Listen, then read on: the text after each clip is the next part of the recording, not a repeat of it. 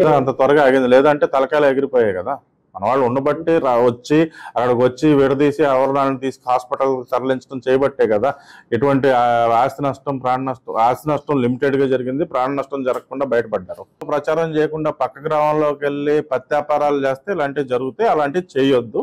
దానిపై మేము కఠినంగా వ్యవహరిస్తాం. అంత త్వరగా ఆగింది, లేదంటే తలకాయలు ఎగిరిపోయాయి కదా. మన వాళ్ళు ఉండబట్టి వచ్చి అక్కడికి వచ్చి విడదీసి ఆవరణాలను తీసి హాస్పిటల్ తరలించడం చేయబట్టే కదా ఎటువంటి ఆస్తి నష్టం, ప్రాణ నష్టం, ఆస్తి నష్టం లిమిటెడ్ గా జరిగింది, ప్రాణ నష్టం జరగకుండా బయటపడ్డారు. ప్రచారం చేయకుండా పక్క గ్రామంలోకి వెళ్ళి పత్యాపారాలు చేస్తే ఇలాంటివి జరుగుతాయి, అలాంటివి చేయొద్దు. దానిపై మేము కఠినంగా వ్యవహరిస్తాం. సందర్భంలోనూ కూడా డెమోక్రసీని కూని చేస్తా ఉన్నారు. పోలీసులను వీళ్ళు ఇష్టానుసారంగా వాడుకుంటా ఉన్నారు. నేను ఇవాళ ఒకటే చెప్తా ఉన్నా, ప్రతి పోలీసు వ్యక్తికి కూడా చెప్తా ఉన్నా, మీ టోపీ మీద ఉన్న 3 సింహాలకు కనిపించే ఆ సింహాలకు సెల్యూట్ కొట్టడం మొదలుపెట్టండి. తెలుగుదేశం పార్టీ నాయకులకు సెల్యూట్ కొట్టడం మొదలుపెట్టి వీళ్ళు చెప్పినట్టుగా చేయడం మొదలుపెట్టి అన్యాయాలు చేయడం మొదలు పెడితే మాత్రం ఎల్లకాలం తెలుగుదేశం పార్టీ ప్రభుత్వమే ఉండదు అని చెప్పి ఇవాళ ప్రతి అధికారికి కూడా నేను తెలియజేస్తా ఉన్నా. రేపొద్దున మళ్ళీ మా అధికారం వస్తుంది, వచ్చినప్పుడు అన్యాయం చేసిన వీళ్ళందరినీ, వీళ్ళ అధికారులందరినీ, అన్యాయం చేసిన ఈ నాయకులందరినీ కూడా బట్టలు కూడా తీసి నిలబెడతామని చెప్పి కూడా ఈ సందర్భంగా తెలియజేస్తా ఉన్నాను. ఎవడిని వదిలిపెట్టేది ఉండదు.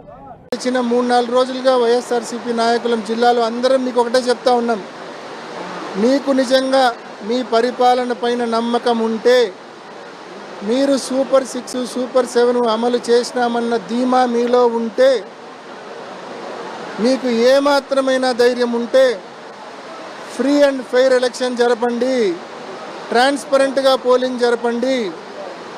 అంతే తప్ప ఈ మాదిరి కార్యకర్తల మీద, ఇతరుల మీద తీవ్రమైన దాడులు చేసి ప్రజలను, మిగతా వారిని భయభ్రాంతులకు గురి చేసి ఎన్నికలను మీ కంట్రోల్లోకి తెచ్చుకుందామనుకుంటే అది పిరికి పందలు చేసే పనులు, అధికార దుర్వినియోగం. అది అధికారం అడ్డం పెట్టుకొని ఇవాళ మీరు ఇటువంటి పనులు చేయగలుగుతూ ఉన్నారు. పోలీసులు మీకు అండగా ఉన్నారని చెప్పి, పోలీసులు మీకు తొత్తులుగా ఉన్నారని చెప్పి ఈ మాదిరి తప్పుడు పనులు మీరు చేయగలుగుతూ ఉన్నారు. ఇంత తప్పుడు పనులు చేసినా చట్టం మమ్మల్ని శిక్షించదు, పోలీసులు మా వాళ్ళే అన్న ధీమాతో ఈ మాదిరి మీరు ఇటువంటి తీవ్రమైన చర్యలు చేస్తూ ఉన్నారు.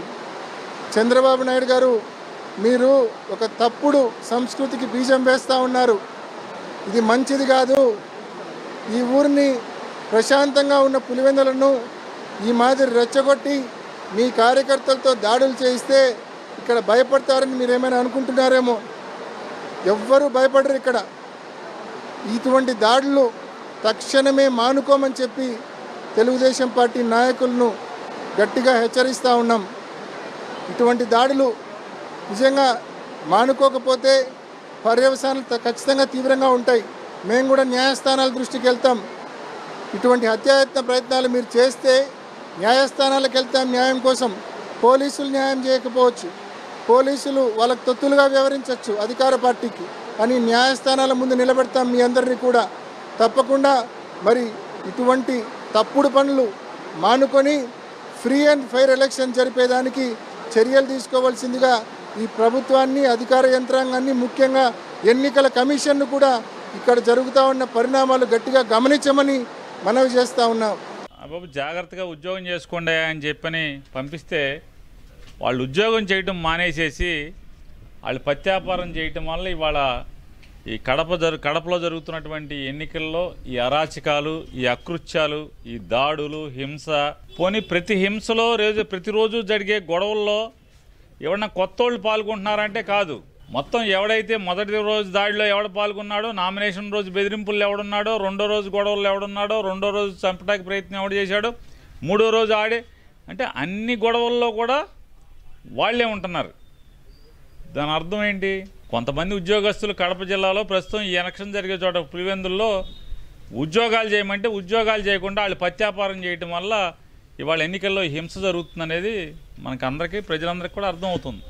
రమేష్ యాదవ్ అలాగే వేల్పుల రాము తలలు తెక్కకుండా, అంటే మామూలుగా అయితే ప్లాన్ ప్రకారం తలలు తెగిపోవాలనుకుంటా, తలలు తెక్కకుండా కాపాడినటువంటి ఇటువంటి అధికారులకి ఖచ్చితంగా పీపీఎంఎస్ లేదా పీపీజీఏ అవార్డులకి ఖచ్చితంగా వాళ్ళకి అర్హులు, వాళ్ళకి ఇవ్వాలి. ఒక చిన్న ఎన్నిక, ఒక జెడ్పీటీసీ, దీనివల్ల కొంపలేం మునగవు, దీనివల్ల కిరీటాలు మారవు. కానీ దీన్ని ఆసరాగా తీసుకొని కొంతమంది స్వార్థపరులు వాళ్ళకు కావాల్సినటువంటి లక్ష్యాలను వాళ్ళు సాధించుకునేదానికి, వాళ్ళకు కావాల్సినటువంటి కొన్ని పనులు వాళ్ళు సాధించుకునేదానికి, వాళ్ళకు కావాల్సినటువంటి పదవుల కొరకు, వాళ్ళకు కావాల్సినటువంటి కొన్ని ఆదాయ వనరుల కోసం కొంతమంది చేస్తున్నటువంటి ఈ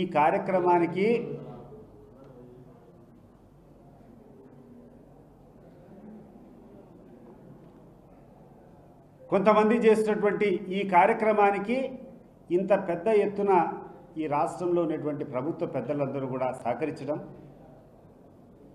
ఒక పైశాచిక ఆనందంతో దీనంతా ఎంకరేజ్ చేయడం చూస్తూ ఉంటే ఈ రాష్ట్ర ప్రజలంతా కూడా దిగ్భ్రాంతికి గురవుతున్నారు. ఇటీవలనే గడిచిన 1-2 రోజుల నుంచి నాకు సన్నిహితులుగా ఉన్నటువంటి కొంతమంది ఫోన్ చేసి చెప్తున్నారు, అన్న నువ్వు జాగ్రత్తగా ఉండాలా, నువ్వు భద్రంగా ఉండని. ఏ రకంగా నేను భద్రంగా ఉండాలా? నేను ఒక 20-30 వాహనాలు వేసుకొని పోతే మీ వెంట ఎక్కువ మంది వస్తున్నారని చెప్పి ఆపేటువంటి పరిస్థితులు, మేము ఒక కర్ర పెట్టుకొని పోయినా కూడా మీరు ఎందుకు ఇవన్నీ మారణాయుధాలు పట్టుకొని పోవాలనేటువంటి పరిస్థితులు, ఒక్క పోలీస్ ప్రొటెక్షన్ లేదు.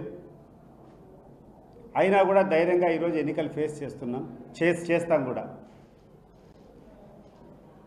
ఒకవైపు వీళ్ళే హింస ప్రేరేపించి, ఒకవైపు వీళ్ళే దాడులు చేసి వైఎస్ఆర్ కాంగ్రెస్ పార్టీ నాయకులపైన ఆ నెపాన్ని రుద్దడం, వైఎస్ఆర్ కాంగ్రెస్ పార్టీలను మళ్ళా దాంట్లో దోషులుగా చిత్రీకరించి కేసులు పెట్టడం. నిన్న అర్ధరాత్రి కూర్చొని నల్లపరెడ్డిపల్లికి సంబంధించినటువంటి మా నాయకులను ఒక 7-8 మందిని తీసుకొని వచ్చినారు. ఏందయ్యా కేసు అంటే, ఆ రోజు వేల్పుల రామును మా ఎమ్మెల్సీ రమేష్ యాదవ్ను దాడి చేసేటువంటి సందర్భంగా తెలుగుదేశం పార్టీ ఇచ్చినటువంటి తప్పుడు ఫిర్యాదు ఒక SC/ST కేసు కట్టి దాంట్లో వీళ్ళని ముద్దాయిలుగా చేర్చారు. ఆ యొక్క ముద్దాయిలు పట్టుకొని వచ్చి పోలీస్ స్టేషన్లో చూస్తే దాంట్లో 2-3 పోలీస్ స్టేషన్లోనే ఉన్నారు. ఆ కేసు చూడండి మీరు. ఆ సమయంలో, ఏ సమయంలో అయితే దాడి జరిగిందని చెప్పి ముద్దాయిలుగా ఈ పోలీసులు చేర్చారో ఆ సమయంలో పోలీస్ స్టేషన్లోనే ఉన్నారు ఈ ముద్దాయిలు. దాన్ని ఏమంటారు, మన బైండ్ ఓవర్ కేసు పెట్టుకొని పోలీస్ స్టేషన్లో ఉండరు.